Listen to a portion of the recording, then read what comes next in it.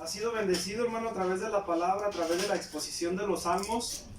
Estoy seguro que sí, ¿verdad? Algunos hermanos la semana pasada decían que el salmo, la predicación del Salmo 51 había sido de bendición para sus vidas, ¿verdad? Incluso aquellos que no pudieron asistir, que pudieron pues verlo un poco más tarde a través de la página de Gracia y Paz Misión Bíblica, y manifestaron pues que había sido de bendición. ¿Y eso quién lo hace, hermano? ¿Solamente quién? Pues solamente Dios, a través de su Espíritu Santo.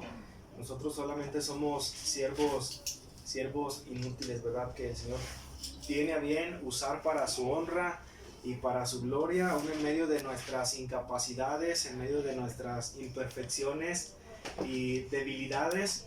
Entonces el Señor es bueno. Yo me gozo, hermanos, al alabar a Dios, al verlos, y sobre todo pues nos gozamos al escuchar su palabra, ¿verdad? Entonces vamos a aprender, hermanos, vamos a aprender juntos en esta mañana. Y hoy, para esta mañana, vamos a considerar el Salmo 14. Amén, mis hermanos. Entonces los invito a ponernos de pie, a ponernos en pie, y ahí busquen sus Biblias, el Salmo 14, para darle lectura todos juntos. Es el salmo que vamos a estar considerando en esta mañana. Los jóvenes, mis hermanos, están haciendo sus notas de los mensajes, ¿verdad? Comenzaron ya la semana pasada. ¿Sí lo dije bien? Para no decir la semana próxima. La semana pasada ya comenzaron con sus notas, ya compartieron con nosotros sus notas, ahí con el hermano Kumager. Lo van a seguir haciendo.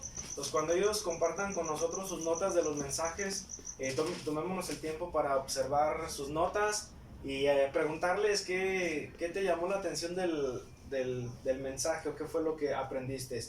Muy bien, mis hermanos, vamos a leer el Salmo 14, vamos a leerlo del 1 al 7, yo voy a leer el 1, ustedes el 2, y todos nos reunimos en el 7. Al final de darle lectura estaremos orando al Señor. Dice así el Salmo 14, al músico principal, Salmo de David. Bienvenidos, hermana. Gracias. Bienvenidos, Dios les bendiga. Salmo 14. Adelante, Lía. Adelante.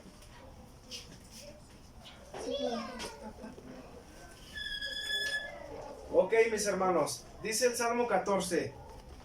Dijo el necio en su corazón: no hay Dios. Se corrompieron, hicieron obras abominables, no hay quien haga el bien. Jehová miró desde los cielos sobre los hijos de los hombres para ver si había algún entendido que buscara a Dios. Todos se desviaron, a una se han corrompido, no hay quien haga el bien, no hay ni siquiera uno. No tienen discernimiento todos los que hacen iniquidad, que devoran a mi pueblo como mis en pan, y a Jehová no invocan. Allí temblaron de espanto, porque Dios está con la generación de los justos. Del consejo del pobre se han burlado, pero Jehová es su esperanza. Todos el 7. Oh, que de Sión viniese la salvación de Israel. Cuando Jehová hiciere volver a los cautivos de su pueblo, se gozará Jacob y se alegrará Israel. En una actitud de oración, mis hermanos, vamos a orar en esta mañana y vamos a decirle: Padre, te exaltamos, mi Dios, porque tú eres nuestro Rey. Te bendecimos porque eres bueno, misericordioso con nosotros, porque a lo largo de estos días de la semana tu presencia y tu providencia ha estado con nosotros. Tu providencia es nuestra, mi Dios. Sobre todo te damos gracias por el pan de vida que has provisto para nuestras almas, el cual es Cristo Jesús. Mi Dios, te rogamos, Padre, que esta mañana hables a nuestras vidas, como lo estoy seguro que así lo harás. Que tu palabra penetre hasta lo más profundo de nuestro corazón, mi Dios, en nuestra mente, en nuestras entrañas. Que nuestras emociones estén en este momento, mi Dios, para poner atención a lo que tú nos quieres decir a través de este siervo inútil. Padre, yo te ruego personalmente que obres en mí y a través de mí en la exposición de este mensaje. En ti confiamos Te rogamos por sobre todas las cosas que tu Espíritu Santo, mi Dios, se mueva en medio de este lugar, así como se mueve en nuestras vidas, en nuestros corazones. Gracias, mi Dios, porque sabemos que tú nos escuchas y que tu palabra va a hablar a nuestras vidas el día de hoy. En el nombre de Jesús te agradecemos. Amén. Puede tomar su lugar, mis hermanos. El Salmo 14, como entre los otros salmos, es una bendición poderle dar lectura y es una bendición poder profundizar en este salmo.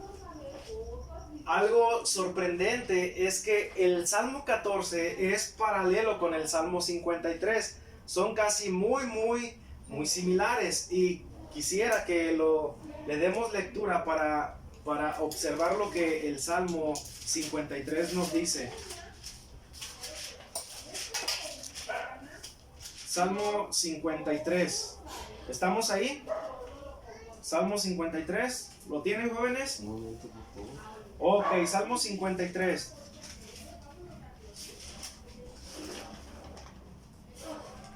Salmo 53 vuelve a decir como el Salmo 14.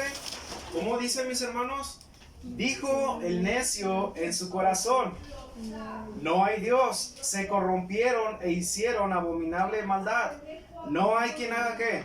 No hay quien haga bien. Dios desde los cielos miró sobre los hijos de los hombres para ver si había algún entendido que buscara ¿a quién?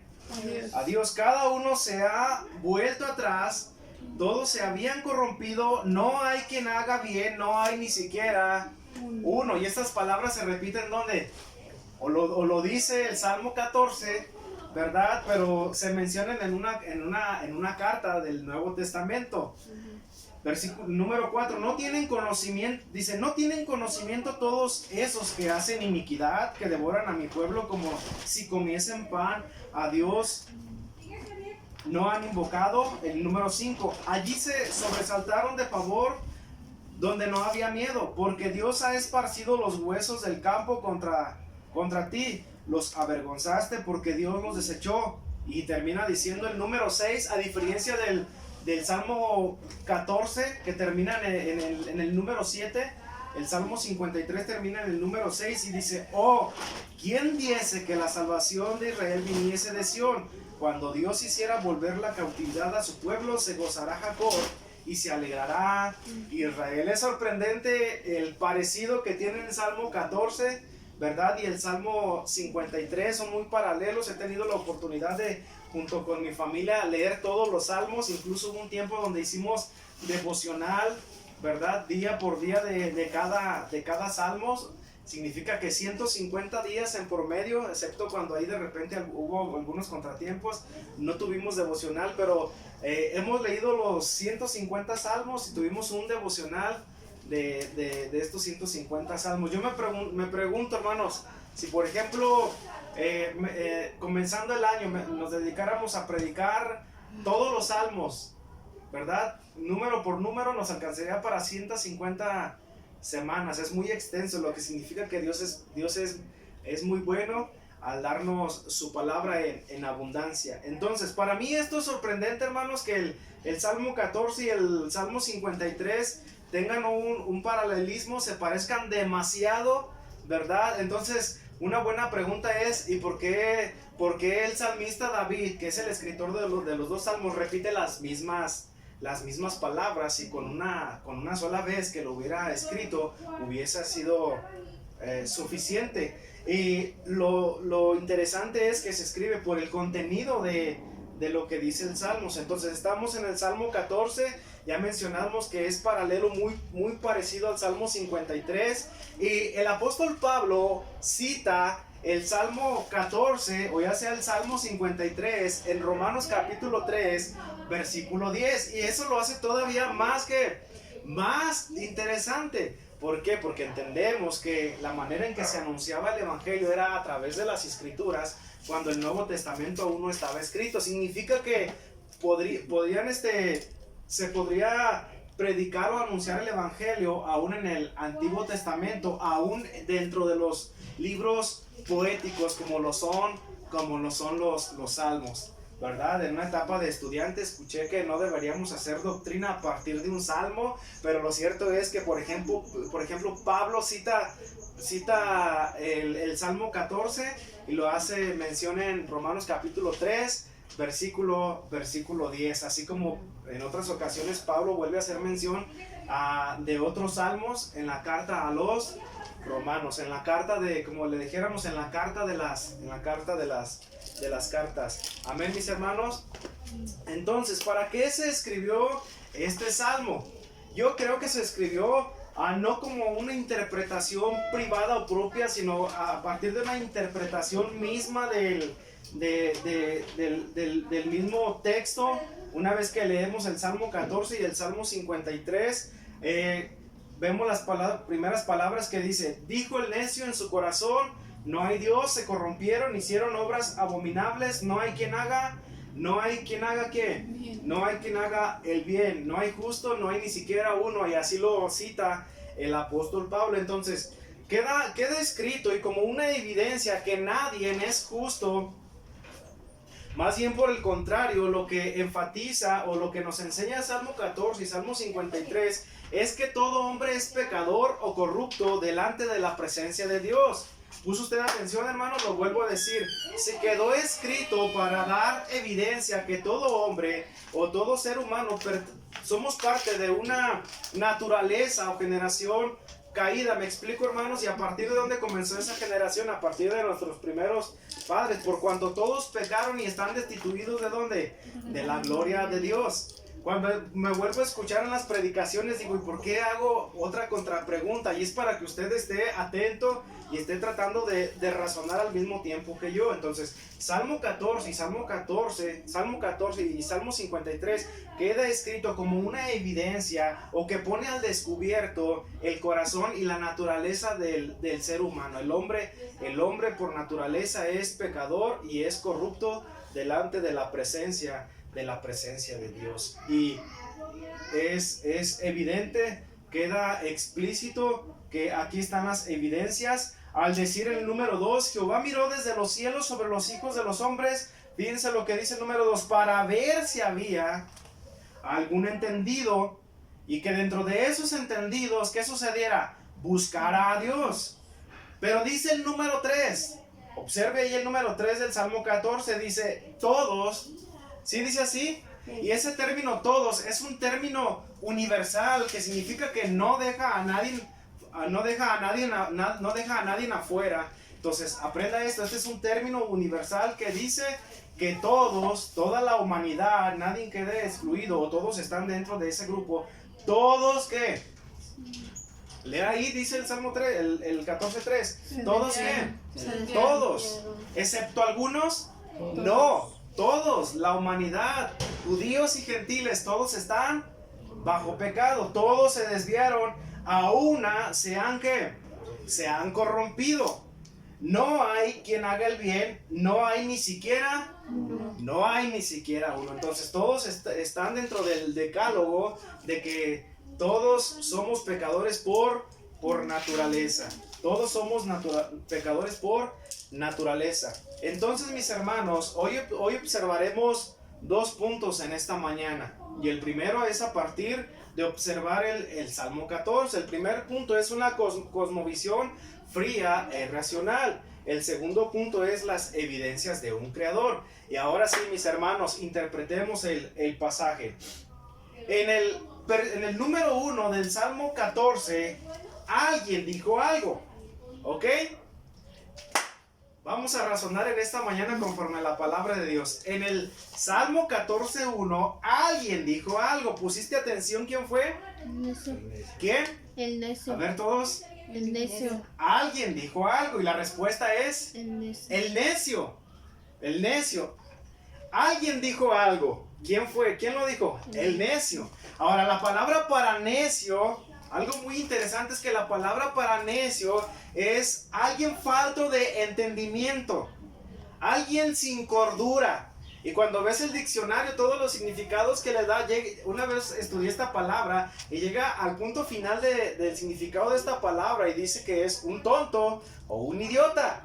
Y eso, hermano, puede causar en nosotros sorpresa o decir, ¿por qué? Porque esa palabra, porque alguien dijo algo. ¿Y lo dijo quién? El necio. Entonces, lo que ese alguien dijo fue alguien que es falto de cordura, alguien falto de conocimiento, alguien que no está bien en su racionamiento, por tal vez no decir otras palabras más grotescas y usar estos significados y estos eufemismos. Es una palabra más refinada de decir algo, ¿me explico? Entonces, alguien dijo algo y quien lo dijo fue el necio. Entonces, planteemos ese escenario, porque alguien dijo algo y ese que lo dijo, ¿quién fue? Alguien falto de entendimiento, alguien que no razona bien, alguien que no piensa bien, alguien en quien no está bien su mente. ¿Está de acuerdo conmigo? Dice el necio en su corazón. Ahora, ¿en dónde lo propuso? Lo propuso o lo maquinó o lo pensó primero el necio, a quien es el falto de entendimiento. ¿En dónde? En su corazón. En su corazón. Y cuando vemos que la Biblia usa la palabra corazón, puede referirse al músculo que bombea sangre, ¿verdad? Pero también se refiere a nuestra mente, a nuestro conocimiento o a todo nuestro ser en sí mismo. ¿Queda claro eso, mis hermanos? Es como cuando me dolió en mi corazón que me hayas dicho estas palabras. O sea, ¿dónde te dolió? ¿Te dolió aquí? No, o sea, estremeció todo nuestro ser al haber escuchado palabras que no fueron de nuestro agrado, haberlas escuchado. Entonces, esta persona o este personaje que dijo algo, el cual se describe como alguien falto de conocimiento, lo propuso o lo maquinó o lo pensó, ¿dónde? En su mente. Entonces, ¿qué fue lo que pensó esta persona o este personaje falto de entendimiento? Entonces, primera parte, alguien dijo algo. ¿Queda claro? ¿Quién lo dijo? El hombre falto de entendimiento sin cordura. Y lo que él dijo, primero lo pensó, ¿verdad? Ahora, algo diferente. ¿Qué fue lo que dijo este hombre necio? No hay Dios. ¿No hay qué? No hay Dios. Ok, ahora, esto es muy importante, mis hermanos, porque este personaje que se describe en el Salmo 14, o alguien que representa, este personaje representa a la humanidad caída en sí, dijo algo, o concluyó algo, o definió algo. No hay qué. Dios. No hay Dios. Entonces, para darle un término más conocido a esta persona que definió esto, lo vamos a definir como alguien ateísta. ¿Ok? Sí, teos, Dios. O sea, él niega que existe Dios o no cree en Dios. Estamos poniendo atención. Y eso se pone para mí más interesante porque encontramos dentro de la Biblia la postura de que en los tiempos de David había personas que no creían en Dios o en la existencia de Dios. ¿Y por qué lo creían? Por lo mismo que el Salmo 14 nos dice, por su corazón desviado y corrompido en quien no había el bien.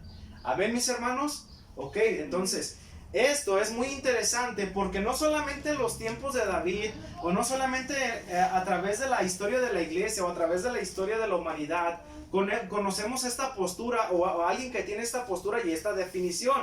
No hay Dios. Y para que alguien diga que no hay Dios necesita tener un argumento. Por eso el primer punto es que el ateísmo o la postura de alguien que dice que no hay Dios es una cosmovisión fría e irracional. ¿Por qué menciono la palabra fría?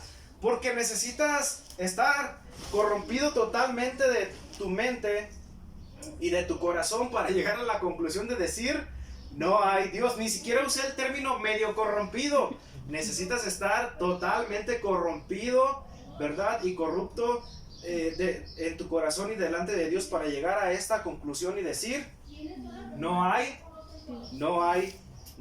Dios. Es por ello que usé la palabra fría e irracional. ¿Por qué es irracional? Porque va en contra de de toda razón. Más sin embargo, la expresión de esta definición, o de lo que dijo el necio, es porque su razonamiento está completamente desviado. Amén, mis hermanos, perdón. Nos estamos recuperando de la garganta. Pregúntenle a Jairo, ¿verdad, Jairo? Entonces, por eso usé esta palabra, fría e irracional. ¿Qué pensarías tú si al compartirle a una persona de Dios, de los atributos de Dios o de la naturaleza de Dios, él te dice, ¿de qué me hablas? Dios no existe. Entonces, para nosotros no debería ser algo sorprendente, porque ya el salmista, vamos a decirlo tan solo por hablar, que en los tiempos de David, él dice que el necio propuso en su corazón decir, no hay Dios. Entonces, esto es una evidencia más, hermanos, de que el hombre es pecador por naturaleza. Ahora, ¿a qué nos referimos que el hombre es pecador por naturaleza? ¿Se acuerdan qué salmo citamos la semana pasada? ¿Cuál? Salmo 51. A ver, vamos al Salmo 51 sin perder el Salmo 14.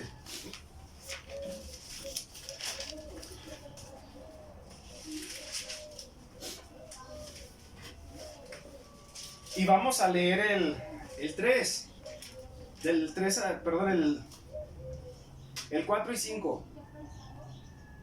Dice, contra ti solo he pecado y he hecho lo malo delante de tus ojos, para que seas reconocido justo en tu palabra y tenido por puro en tu juicio.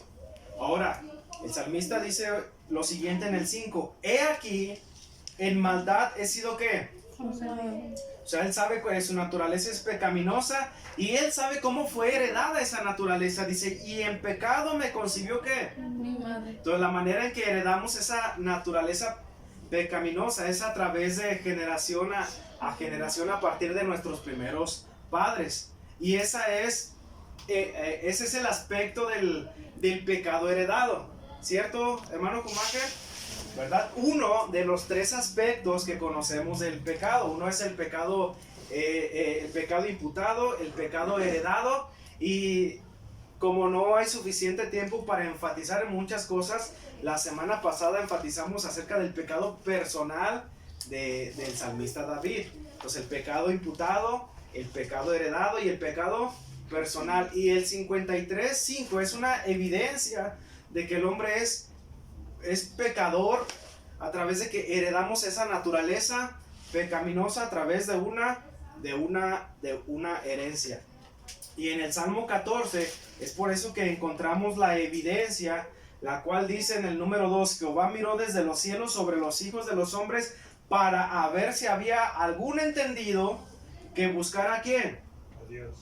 Y el resultado fue, todos se desviaron, a una se han corrompido, no hay quien haga el bien, no hay ni siquiera uno. Y este pasaje es una evidencia más de la universalidad del pecado, que el pecado está sobre todos los hombres. Por eso dice la Escritura, como está escrito, no hay justo, ni aún ni siquiera uno. Y en el Salmo 14 encontramos esta referencia de alguien que propuso en su corazón llegar a la conclusión de decir, no hay Dios, lo cual hemos decidido en esta mañana usar el término el ateísmo. Entonces, mis hermanos, fíjense bien, el hombre es pecador por naturaleza, amén. Pero lo interesante es que aunque están dentro de una naturaleza pecaminosa caída, fíjense bien, hermano, el hombre es pecador por naturaleza. Y aunque todos los hombres somos pecadores por naturaleza y estamos dentro de una esfera de pecado, puedes encontrarte a personas que aún en su naturaleza pecaminosa y al estar sin Cristo, ellos de alguna manera dicen, yo creo en Dios, ¿cierto? Aún sin conocer a Cristo, las personas dicen, yo creo en Dios. Y lo cierto es que a la luz de la Biblia creen en Dios a su manera, o por lo menos creen en un Dios que se han figurado en su mente y en su corazón. pero las personas no niegan en la existencia de Dios. ¿Estamos de acuerdo? Y eso es lo interesante. Pero aquí vemos el caso contrario.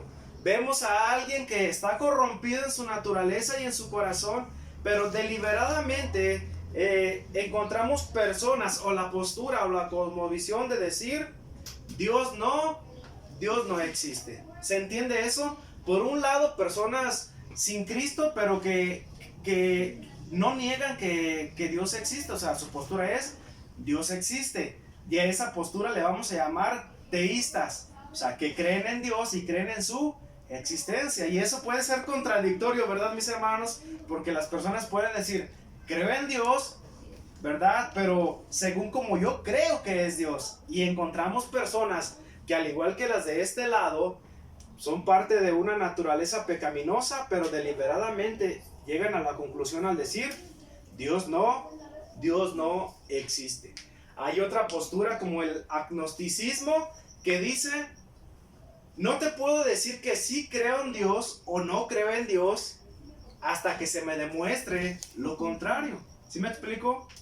Demuéstrame, dame los argumentos, las evidencias que Dios existe. Es como si te estuvieran diciendo que le mostraras visiblemente al Dios invisible. Entonces, ellos se definen más como libres pensadores y que pueden pensar en la manera que ellos libremente quieran pensar. Pero aquí vemos a alguien que dice, no hay Dios. Entonces, una pregunta que se ha considerado, ¿se nace siendo ateo? ¿Se nace siendo ateo? La Biblia nos enseña que se nace siendo corrupto, pecador por naturaleza, que el pecado ha sido imputado, que el pecado viene a través de esa herencia natural, ¿verdad? De esa herencia pecaminosa, y por ende tu pecado personal es el reflejo de tu naturaleza. Pero la pregunta que se formula es, ¿se nace siendo ateo? Más bien es que el ateísmo es una cosmovisión, es una manera, que significa esa palabra, una manera en que se ven las cosas, o la manera en que el mundo puede tener una perspectiva. Entonces, la palabra correcta a definir es que más bien el ateísmo es algo que se adopta. ¿Sí me explico? Y muchos la adoptan sin razón alguna, la adoptan por una corriente que el mundo está llevando. ¿Sí me explico? Sin razón y sin argumento. ¿Y tú por qué eres ateo? Pues no sé, a lo mejor porque otros lo son. Entonces entendemos que el ateísmo es algo que se adopta como una cosmovisión. Sí me estoy explicando, pero encuentras esa postura, hermanos. Encuentras la postura del ateísmo. Ahora, cuando quieres mostrarle a Dios, quieres mostrarle al incrédulo la existencia de Dios, y más a un ateísta, la pregunta inmediata que ellos te hacen a que les respondas es, te dicen, bueno, tú me hablas de Dios, pero la pregunta que yo te quiero hacer es, ¿quién creó a Dios? ¿Sí me explico, mis hermanos? Entonces entendemos que al hacernos esta pregunta nos están sugiriendo que preconcibamos esta idea de que Dios fue creado. ¿Sí me estoy explicando? Porque ellos dicen, bueno, ¿y quién creó a Dios? Ellos piensan que si Dios existe es porque alguien lo creó, porque ellos lo ven todo como de una manera fría e irracional a partir de la ciencia. O sea, ellos creen en lo que ven y en las evidencias. Por ejemplo, hablar de la fe en Cristo con un ateo es algo que no tiene sentido. Por ejemplo, ustedes pueden darse cuenta que existen muchos científicos, matemáticos que no creen en la existencia de Dios, ¿verdad? Ellos creen en la evolución, en la teoría del Big Bang, que de la nada todo se formó, ¿verdad? Que del caos vino el orden, y ellos creen solamente en lo que las evidencias científicas, ¿verdad? Han salido a la luz. Entonces su postura fría y racional es decir, no hay Dios. Al igual que ¿quién? Que lo que dijo el necio en su corazón. Y la pregunta que nos hacen es, ¿quién creó a Dios? Un matemático, filósofo, si no me equivoco, que es cristiano, y eso lo hace interesante. La contrapregunta que él les hace a los ateos es, Bueno, si no crees en Dios y tú crees que todo sucedió de la nada, de la teoría del Big Bang, y crees que el universo te creó, la pregunta para ti es, ¿quién creó al que te creó? Entonces, tanto una pregunta como la otra al final no tienen sentido. Y otra pregunta que, por ejemplo, un ateo o un agnóstico te puede hacer, o la he escuchado, es la siguiente: ¿puede Dios crear a alguien más poderoso que Él? ¿Verdad? ¿O puede Dios crear algo más grande que Él que ni siquiera Dios pueda destruir? Y te encuentras así como que, sí, cierto, nunca había considerado esa pregunta. Entonces, pero cuando tienes claramente que Dios es creador, no puede haber otro creador aparte del creador, porque solamente hay un creador, ¿verdad? Y todo el efecto de quien lo ha causado, solamente somos criaturas. Amén, mis hermanos. Por eso la Biblia enseña que hay un solo Dios y un solo creador.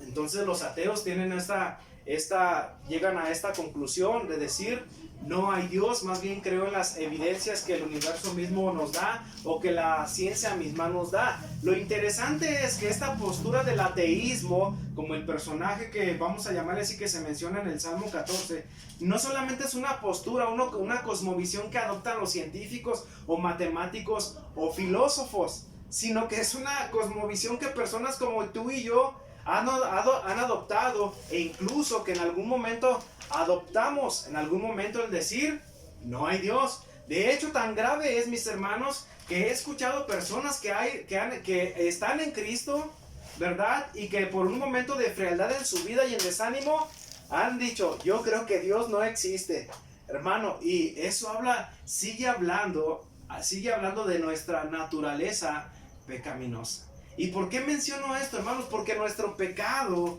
es tan grave de una manera superlativa, lo voy a decir. Y tal vez esta mañana esté usando muchas palabras que pueden ser desconocidas, pero si yo digo, es que es tan grave, tú puedes decir, sí, pues es grave, pero ¿qué tan grave? Es tan grave, hermanos, es tan grave nuestro pecado, que fue precisamente nuestro pecado y esa condición tan fría e irracional que hizo la necesidad de un Salvador, el cual es Jesucristo, ¿verdad? Porque pensemos por un momento que si nosotros estuviera la oportunidad de salvarnos por nosotros mismos, ni siquiera por nosotros mismos lo haríamos. ¿Por qué? Porque llegaríamos a esta conclusión, decir, no hay Dios. Por eso, mis hermanos, nuestro pecado es tan grave, porque precisamente fue nuestro pecado lo que hizo necesario el sacrificio de Cristo en una cruz. Entonces, ¿por qué el necio llegó a esta conclusión y lo pensó en su corazón? Porque como ya lo mencioné, el mismo versículo 2 y 3 lo mencionan. Jehová miró desde los cielos sobre los hijos de los hombres para ver si había algún entendido que buscara a Dios. Y el 3 dice, todos. Entonces, si preguntaras, ¿por qué el ateo cree que Dios no existe? Por la naturaleza o el pecado que hay en su corazón. Y si está en su corazón, está en su mente y está en todo su ser. Y si el pecado es como un cáncer, significa que que cada parte, ¿verdad? de este ser humano, de la humanidad, está tan contaminada y podrida en este cáncer, a lo cual le llamamos pecados. Por eso dice el número 3, todos se desviaron, a una se han corrompido, no hay quien haga el bien y no hay ni siquiera uno. ¿Por qué el ateo llega a la conclusión de decir no hay Dios? La respuesta sencilla es por su pecado, por ese cáncer que está en todo su ser, en lo más profundo de su alma, el cual la Biblia nos enseña que se le llama pecado. ¿Está de acuerdo conmigo, hermanos? Incluso lo voy a plantear de otra manera. El teísta, ¿quién es el teísta? Incluso el teísta en algún sentido es ateísta. ¿Sí me explico? ¿Por qué? Porque él dice que cree en Dios, pero en su corazón demuestra otra cosa y sus hechos dicen que no cree en ¿quién? No cree en Dios. ¿Queda claro, Jairo, esa parte? Por eso es interesante, hermanos, en profundizar de esta manera, para no excusar de alguna manera, bueno, pues está corrompido, necesita a Cristo, pero cree en Dios y cree a su manera. No, por eso estoy diciendo que aún el que dice creer en Dios tiene la postura de no creer en Dios. Ahora, una pregunta interesante, porque al final no podemos profundizar de tal manera en todos estos pasajes, el tiempo no nos alcanza. Si el ateo llega a la conclusión de decir no hay Dios debido a su pecado, a su mente y a su corazón corrompido, entonces, ¿qué hay de él en su vida moral? ¿Qué piensa él de la moralidad y de la justicia? Acaban de ver lo que sucedió en los Juegos Olímpicos, ¿verdad? En la representación. ¿Qué fue lo que los llevó y los movió a hacer todo eso? ¿Qué fue? Su corazón, lo que fue la expresión o la evidencia de lo que hay en su mente y en su corazón. Y tal vez si les preguntamos, ¿pero tú crees en Dios? Sí. No, más bien tú no crees que hay Dios. Bueno, es que no tienen a Cristo y no saben quién es Dios. De acuerdo, pero sus hechos dicen que aunque ellos puedan decir que creen en Dios, su vida dice que no creen en Dios. Por lo tanto significa que para ellos no existe Dios. Por eso las cosas que hacen o las que hacemos o las que el mundo hace son la expresión de nuestro pecado en cuanto no solamente definir algo, sino en cuanto a nuestro caminar diario, en cuanto a la moral. ¿Sí me explico? Por ejemplo, nosotros que estamos en Cristo, cuando cometemos una infracción de acuerdo al carácter moral de Dios, ¿cómo nos sentimos, hermanos? Yo me siento mal. Yo siento que el Espíritu Santo me redarguye y me dice, pecaste, pasaste por alto el mandamiento. Amén. Porque la Biblia lo dice. Pero ¿qué hay de aquel que es ateo? ¿Te has puesto a pensar? ¿Qué piensa él en cuanto a la moralidad? ¿Qué pensará? Bueno, viven de acuerdo a un mecanismo ya impuesto por tal vez solamente las leyes que el mismo gobierno establece. ¿Me explico? Y en cuanto a la justicia, ellos explican de alguna manera que algunos son favorecidos y algunos otros no, pero en ningún momento Dios es considerado entre sus pensamientos. Por ejemplo, si ellos ven a una persona en la calle, ¿verdad?, pidiendo pan, ellos pueden tener como la postura de que es alguien no favorecido por lo social, ¿verdad?, ni por las condiciones que él está pasando. Y de esa manera mecánica y fría es que ellos razonan. ¿Sí me explico? Entonces, pero entendiendo esto, mis hermanos, y notando el versículo 3 que dice, todos se desviaron, a una se han corrompido, no hay quien haga el bien, no hay ni siquiera uno, entendemos algo, que el comportamiento del ser humano sin Cristo se debe a que no tiene un juicio de acuerdo a la palabra de Dios, no tiene un juicio en sí de acorde a la palabra de Dios, y es por eso que el mundo está como está. Porque aún diciendo que creen en Dios, su postura es decir, somos ateístas, no creemos en Dios. Por eso la moral de nuestro mundo está totalmente corrompida. ¿A partir de dónde? A partir de que somos pecadores por naturaleza.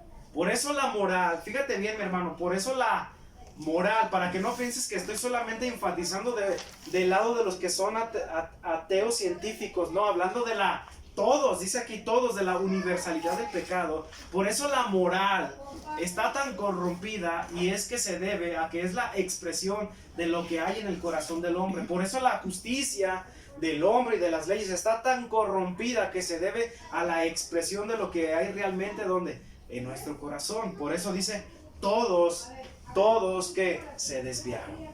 Todos se desviaron. Entonces, el que no cree en Dios, es por eso que se desvía, es por eso que se corrompe debido a lo que hay en su corazón. Por ejemplo, si vas con una persona especializada para que te atienda en algo que no está bien en ti emocionalmente, puede que el punto de partida sea, bueno, en ti hay algo emocionalmente que no está bien y lo vamos a corregir, e indagan en cuál fueron tus antecedentes de niño, de joven, de adulto, qué estás pasando en tu entorno. Pero la Biblia directamente a dónde va, mis hermanos, a que somos pecadores por naturaleza, que realmente la raíz del problema radica en ¿dónde? En nuestro corazón, radica en todo nuestro ser. Para que alguien llegue a la conclusión, a la cosmovisión fría e irracional de decir no hay Dios, es debido a que está muerto espiritualmente. Amén, mis hermanos. Amén. Amén. Entonces es por eso que una moral, la moral que el ateo presenta, porque al final una moral en su definición es presentada. La moral que el ateo presenta y la justicia que el ateo presenta no es basada en un temor de Dios, sino es basado en una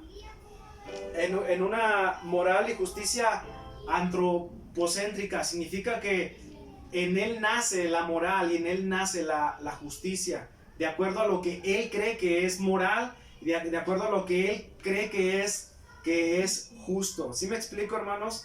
Entonces, ¿dónde ponen el cimiento de esa moral y su justicia? ¿En dónde? En ellos mismos. Al contrario de, por ejemplo, alguien que ve en Cristo, ¿de acuerdo a quién debe ser nuestra moral y nuestra justicia? ¿De acuerdo a quién? De acuerdo a Dios, de acuerdo o de acorde al carácter moral de Dios, ¿verdad? Incluso en contra a veces de nuestras leyes, porque a veces hasta nuestras leyes nos enseñan una moral o una justicia en contra del carácter de Dios. Por ejemplo, nos están de alguna manera enseñando y obligando legalmente que aceptemos, ¿verdad?, por moral lo que para Dios es inmoral. ¿Se entiende? Entonces, ¿y dónde nace eso? En ellos mismos. Por ejemplo, por mencionar, hablando acerca de nuestros gobernantes, todas las situaciones, ¿debería ser preocupante para nosotros? En algún sentido sí. ¿Extraño? ¿Novedad? No, porque es la evidencia de lo que hay en su corazón. Pero creo que Dios es sabio al decir que nosotros somos la sal de la tierra. Entonces, si alguien puede causar un cambio en nuestra sociedad y un impacto, somos nosotros los que hemos venido a Cristo. ¿Está de acuerdo con eso? Entonces, ¿dónde se cimienta la moral y la justicia de alguien que declara que es ateo? En ellos mismos. ¿Y en evidencia a qué o por qué? ¿Qué dice Romanos 3:18? Vamos a ese pasaje y no pierda el Salmo 14.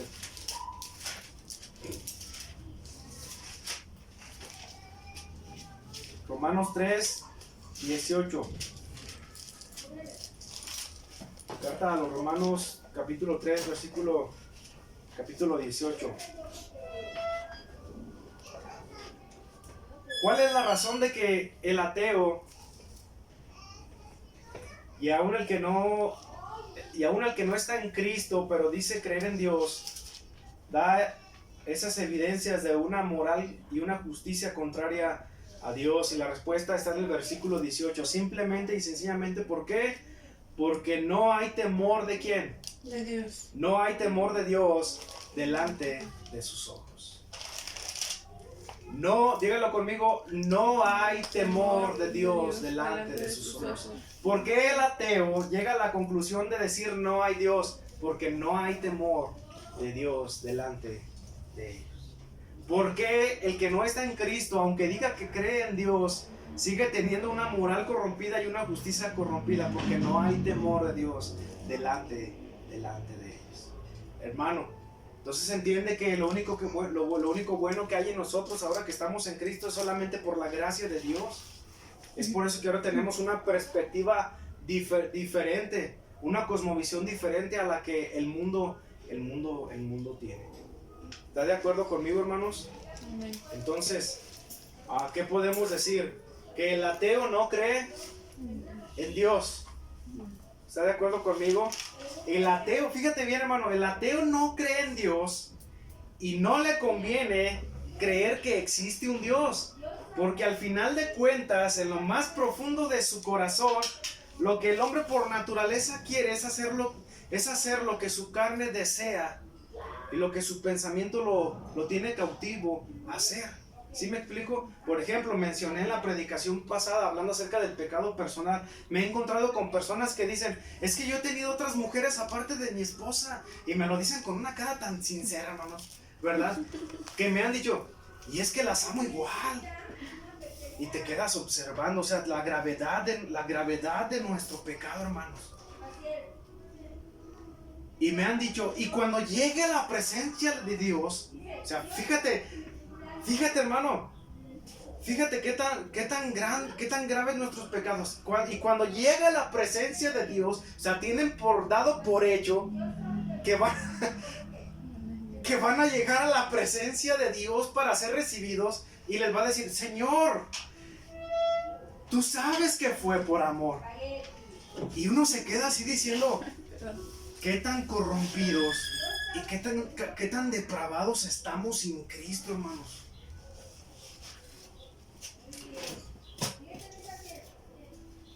Porque si podemos llegar a la conclusión de decir esas palabras, podemos llegar a unas más corrompidas. ¿Sí me explico? Por ejemplo, cada vez nosotros estamos siendo amoldados a leyes que van en contra de la palabra de Dios. He escuchado en conversaciones a pastores que mencionan que en otros países está próximo a legalizarse no solamente la pedofilia, de que un adulto pueda tomar a un niño, sino que se empieza a especular, a ser legal, no recuerdo la palabra, el legal y permisible, que el ser humano sea legal tener intimidad con animales. O sea, y te quedas, y el punto no es la novedad de lo que están queriendo que se regule, sino lo que están hablando es acerca de la perversidad y depravación de nuestro pecado.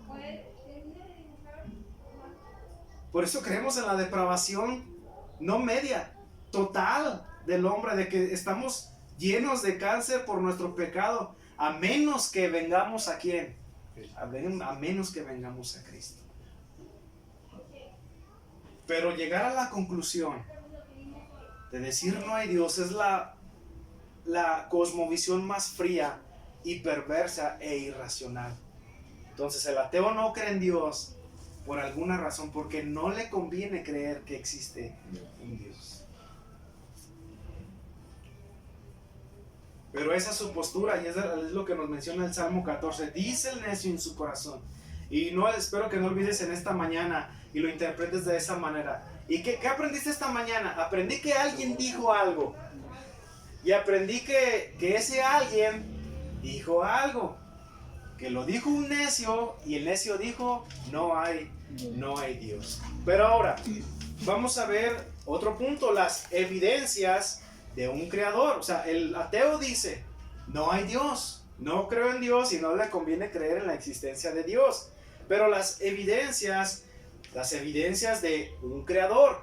Ahora, mis hermanos, cuando ves debates entre filósofos matemáticos científicos, pero uno ateo y uno cristiano, al cristiano le dice, mira, es que es irracional querer explicar el universo a partir solamente de la ciencia.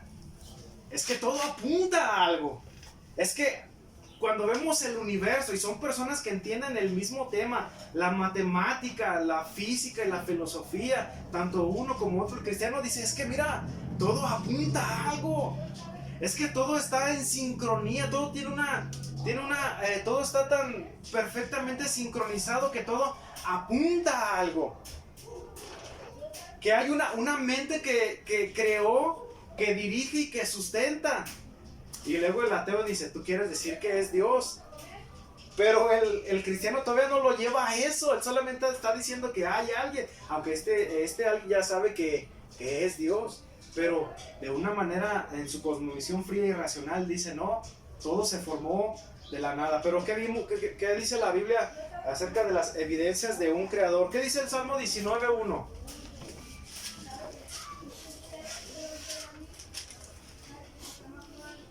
Salmo 19:1. ¿Está ahí conmigo? Piensa bien lo que dice este salmo, mis hermanos. Dice: los cielos cuentan o dan testimonio o dicen algo también de alguien. Los cielos cuentan que la gloria de Dios, y el firmamento anuncia la obra de sus manos. Entonces hay alguien que da evidencias de que hay un creador, ¿sí? Y ese que da evidencias, ¿quién es? La creación, los cielos. Ahora, ¿cuáles cielos? Tal vez podemos pensar, Pablo habla acerca del tercer cielo. Los estudiosos sugieren esta idea de que lo que vemos es el primer cielo. El segundo cielo es donde están las estrellas, los planetas, el cosmos, todo lo que ni siquiera nuestra mente nos da para entender. Y el tercer cielo donde está Dios. Pero si hablamos de los cielos que alcanzamos a ver, dice los cielos, esto que vemos, esto tan complejo y tan grande, nos dicen que no se formó y no se creó de la nada. Por eso dice, los cielos cuentan la gloria de Dios. Y el firmamento, cuando vas al mar y ves cómo el mar se junta con el cielo, como si fuera un espejo y un reflejo, y el firmamento anuncia la obra de sus manos. Entonces, a lo que le llamamos en teología la revelación general, o en la forma en que el hombre puede también conocer a Dios, es a través de ¿qué? A través de la creación, ¿verdad? Entonces, ¿cómo es esto? Es que, hermanos, al ver a este cielo, al ver la creación, el mar y las estrellas, al vernos nosotros, debemos preguntarnos como una pregunta natural, y llegar a la conclusión de decir, es que fuimos creados por alguien. No es como que esto se creó de la nada o venimos a través de la evolución.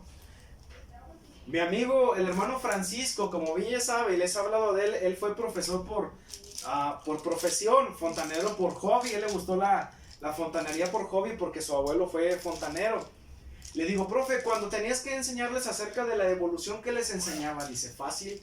Yo les decía, miren niños, hay dos argumentos. Uno, dicen que el mundo se creó de la nada, que el hombre viene de una evolución, que venimos del mono, y les enseña todo lo que es la evolución. Dice, pero hay otra, la Biblia dice que Dios nos creó, y yo sugiero y creo la segunda, que fuimos creados por Dios. Entonces, en la revelación general, o en la revelación que Dios se muestra para con el hombre, aún la misma creación nos presenta las evidencias de que existe y que hay un creador. En esa fineza en la cual funciona el mundo, en esa sincronía tan perfecta en el que el mundo funciona, apunta a decirnos que hay un creador. Dice, los cielos cuentan que la gloria de Dios, y el firmamento anuncia la obra de ¿qué? Sus manos. Entonces significa que este pasaje puede ser paralelo a Génesis 1:1. En el principio Dios creó los cielos y la tierra. Si dice así el pasaje, entonces la palabra de Dios, ¿verdad? Contrario a lo que el ateo dice, nos presenta las evidencias de un creador, el cual es Dios, ¿verdad? Y aún la misma naturaleza nos dice que hay un creador. Hermanos, en lo personal, cuando por ejemplo tengo la oportunidad de ir al mar, mis hermanos, se queda uno asombrado, hermanos.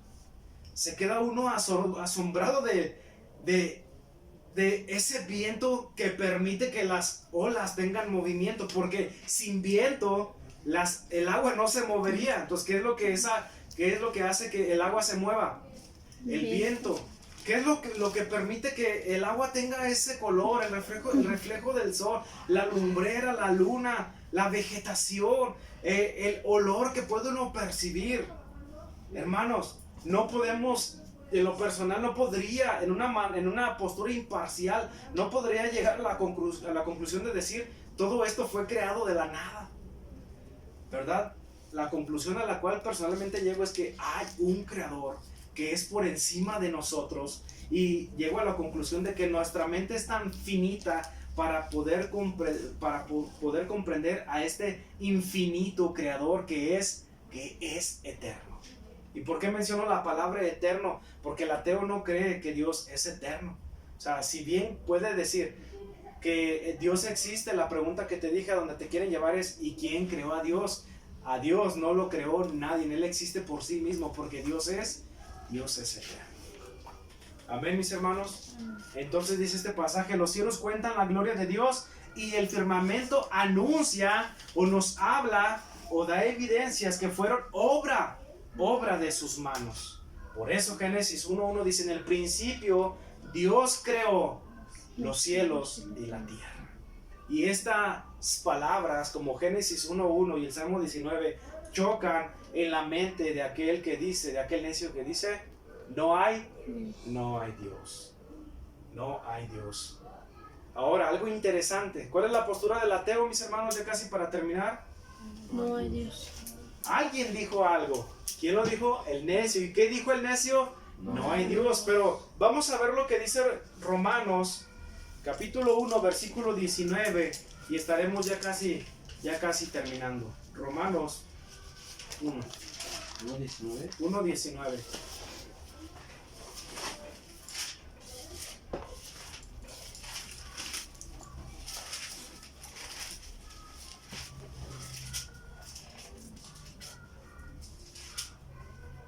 Romanos 1:19.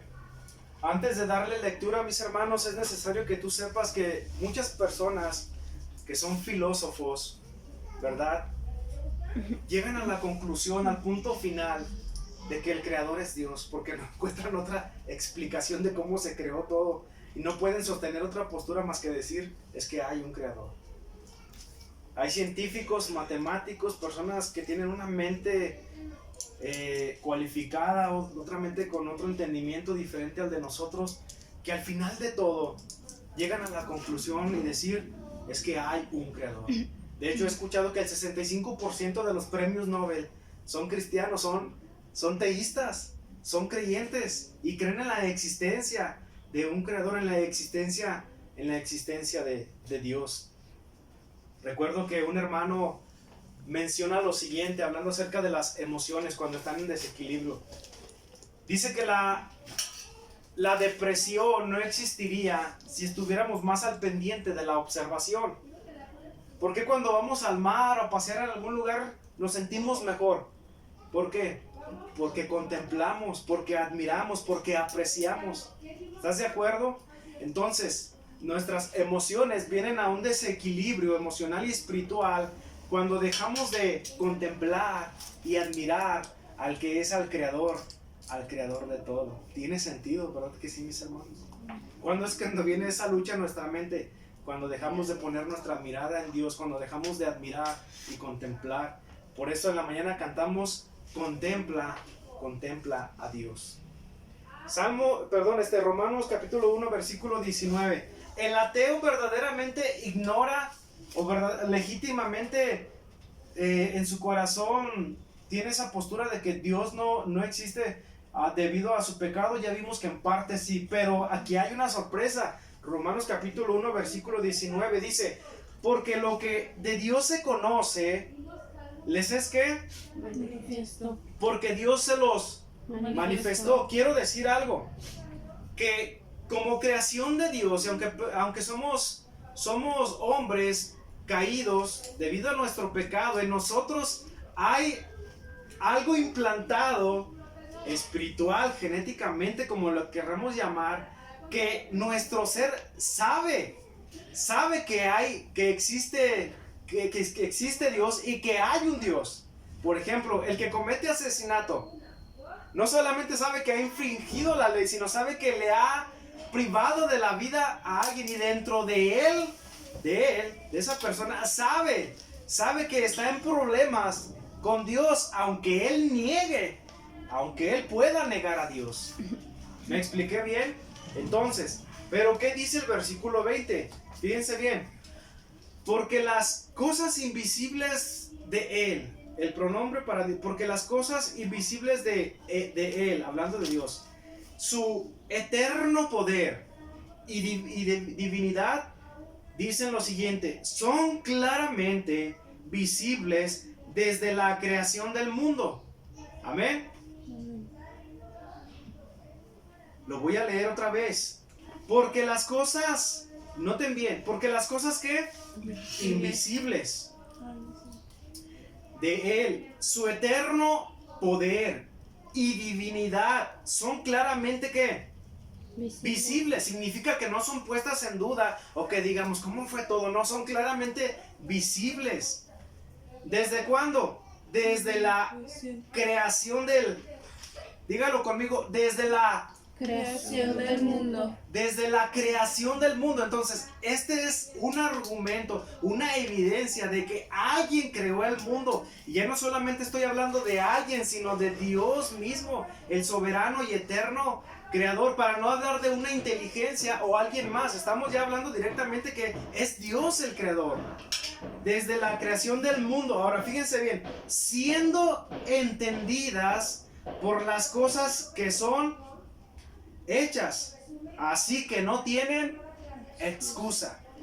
Mis hermanos, si la creación misma dice que los cielos cuentan la gloria de Dios y el firmamento anuncia las obras de sus manos, significa que todo ser humano, aunque está caído en pecado, sabe que existe Dios. No es que la postura del ateo es que él no cree en Dios. Él puede creer lo que quiera, pero aún él, aunque tenga argumentos y sea su postura, definición muy dentro de él, él sabe que existe Dios. De hecho, muchos ateístas en su lecho de muerte, sus palabras han quedado para la historia y han dicho: oh Dios mío, ¿qué he hecho? Oh Dios mío, ¿qué he hecho? Un personaje, el que escribió la Biblia satánica, según creo que digo de esa manera porque son hasta donde puedo leer, ¿verdad? No estuve cuando él falleció, pero las evidencias es que aún esas personas que aunque son ateístas o son satánicas o creen en la Santa Muerte, saben muy dentro de ellos que hay un creador y que es eterno y que saben de su necesidad de venir a Cristo. Porque así fuimos diseñados, para entender y saber que hay un creador, el cual es Dios por sobre todas las cosas. Hay un pasaje que dice: sea Dios veraz y todo hombre mentiroso. Aun si el mundo entero fuera ateísta y reclamara y viniera junto ante Dios y decirle: es que tú no existes, aún todos esos ateístas y todo el mundo sería mentiroso, y solamente Dios sigue siendo sabio y Él sigue teniendo toda la verdad. Amén, mis hermanos. Entonces, fíjense bien, si la creación da testimonio que existe un creador, aún el ateísta o otro que tenga otra creencia, él muy dentro de él sabe que existe Dios y sabe que existe un creador y que hay un principio moral dentro de él. Cuando infringe la ley y algo le carcome en su conciencia de decir: has ofendido a Dios. Hermanos, ¿por qué digo esto? Porque su creación reconoce a su creador. Fíjense lo que dice el Salmo 8.3. Salmo 8.3.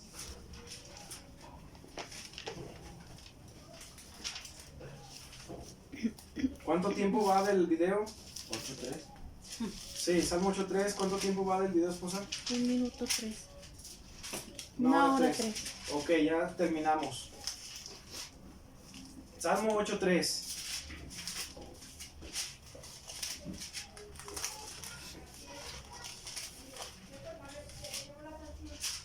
Hay temas que son tan complejos y tan complicados que requieren más tiempo, pero creo que ya nos tomamos el tiempo que se ocupaba para exponer en esta mañana la idea de que existe un Dios, el cual es el Dios eterno y creador. Ese es el título del mensaje: Dios el eterno creador. Dice el Salmo 8.3, diciendo el salmista: cuando veo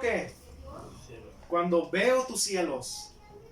Fíjense bien lo que dice el salmista: cuando veo tus cielos, o tu obra, cuando veo tus cielos, obra de tus dedos, la luna y las estrellas que tú formaste. ¿Qué dice? ¿Cómo dice el salmista? ¿Que qué? Que tú formaste. ¿Sí dice así?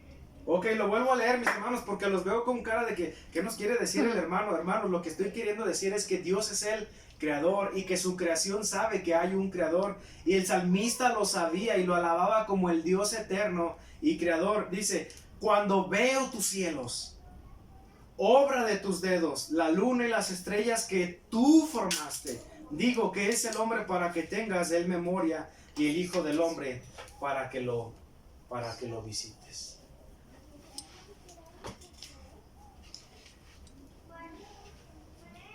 Dice el salmista, cuando veo las obras que tú formaste, digo que es el hombre para que tú lo visites. Cuando ves programas donde están haciendo cirugías a corazón abierto, donde abren el estómago, la columna, el ser humano, si te has puesto a reflexionar, somos tan complejos en la manera en que hemos sido diseñados como para decir, fuimos creados de la nada. No, mis hermanos, no, fuimos creados por Dios. Y dice el salmista, cuando veo lo que tú formaste, lo que tú hiciste con tus manos, con tus dedos, los cielos cuentan la gloria de Dios y el firmamento anuncia las obras de tus manos. Llegamos a la conclusión, mis hermanos, de que hay un creador, de que hay un Dios que es eterno y que es soberano y que es creador. El ajuste fino y sincronizado a tal perfección nos habla de un creador, una inteligencia que diseñó y da vida a su creación. Así es que en conclusión, mis hermanos, a diferencia del ateísmo, como hombres que hemos venido a Cristo, en conclusión, en lo personal, base a las evidencias que la Biblia enseña, afirmamos que Dios es el soberano y eterno creador. Y nosotros, hermanos, simples criaturas mortales, redimidos por su gracia, que tenemos como propósito, el propósito de nuestra creación fue ser para la alabanza de su gloria. Amén, mis hermanos. Amén. Entonces, contempla a Dios. Puestos de pie, por favor, mis hermanos.